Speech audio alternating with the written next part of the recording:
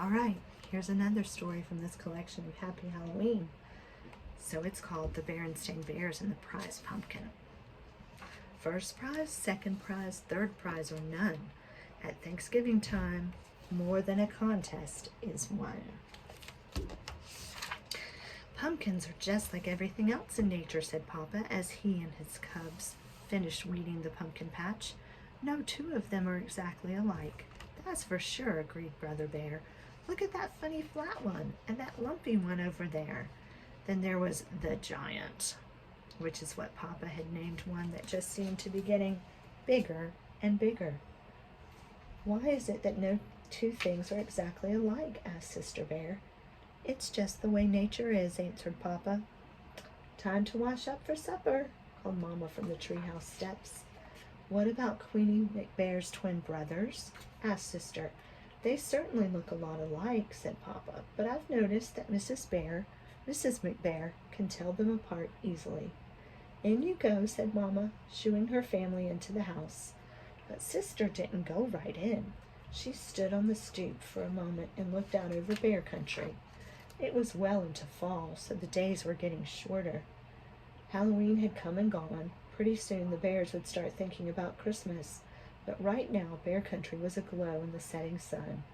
Farmer Bear's well-kept farm looked especially fine, with its baled hay, corn shocks, and pumpkins casting long shadows.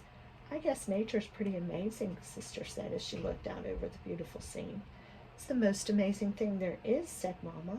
Come on now, in you go. Farmer Ben's farm sure looks beautiful in the setting sun, said Sister as the family sat down to dinner. Said Papa grumpily. Farmer Ben's not so much. Not such a much? Not so much? Why, Ben is the finest farmer in bear country, and besides, he's one of your best friends. That may be so, said Papa, but earlier today he came by and said, Nice little pumpkin patch you've got there, Papa. What he said is true, said Mama, especially compared to the fields and fields of pumpkins that he has. That may be so, too, grumped Papa, but I didn't like the way he said it. He sort of chuckled. My patch may be small, but the giant is big. It may be the biggest and best pumpkin in all bear country. What do you think about that? I think you're being overly sensitive, said Mama. Come, let's clear the table so the cubs can do their homework. Brother and Sister sighed as they sat at the table for homework. What's that all about? Asked Papa. Oh, I was just thinking, said Brother.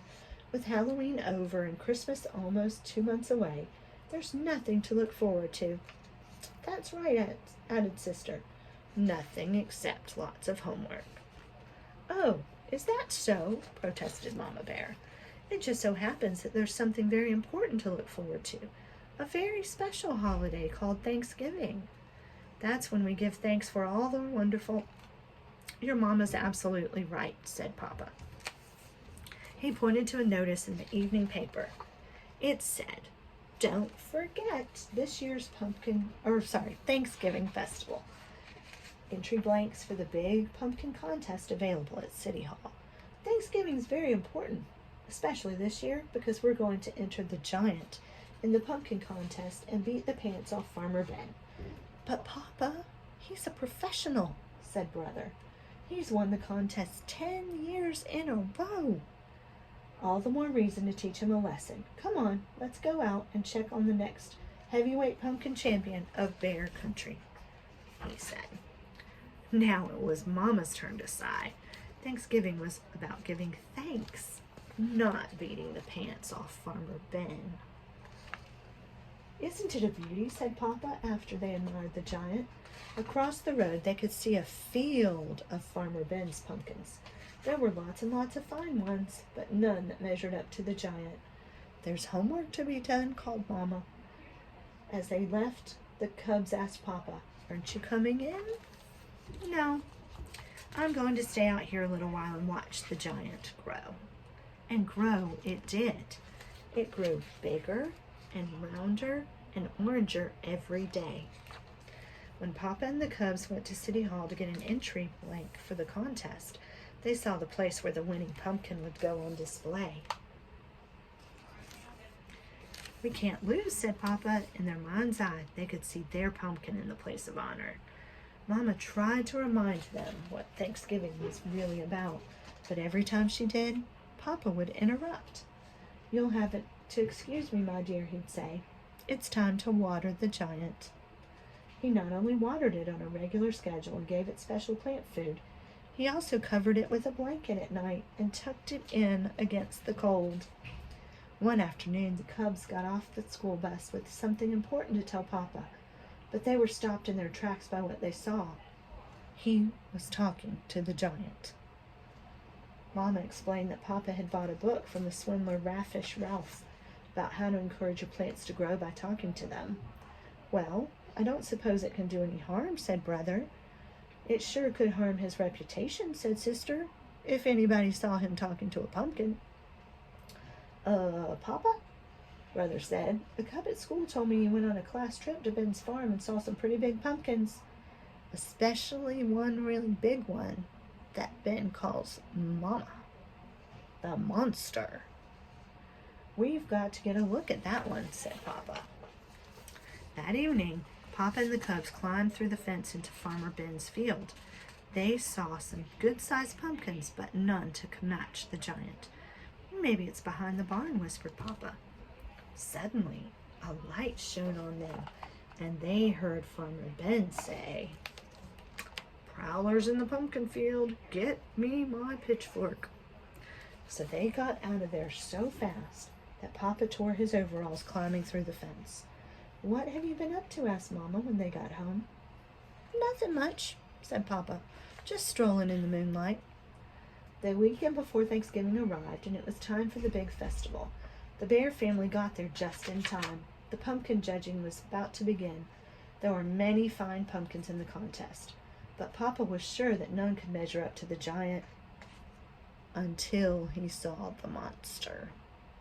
It was at least as big and round and orange as his pumpkin, and maybe, just maybe, a little rounder, a little oranger, and a little bigger. There's the monster, and there's the giant. The Bears waited nervously while the judges studied, measured, weighed, and then studied, measured, and weighed some more. Finally, they made the announcement. The first prize winner and still champion. Of course, that meant Farmer Ben had won. It was close. It turned out Ben's monster was just a little bigger, rounder, and oranger than Papa's giant. But that wasn't the worst of it. The giant didn't even come in second. A beautiful pumpkin grown by Miss McGriz won second prize. The giant came in third. Papa and the Cubs were crushed and very quiet as they pushed their third prize winner home. It wasn't until they reached the crest of the hill that overlooked Bear Country that Mama decided to have her say. "I know you're disappointed, but third prize is nothing to be ashamed of. Besides, Thanksgiving isn't about contests and prizes.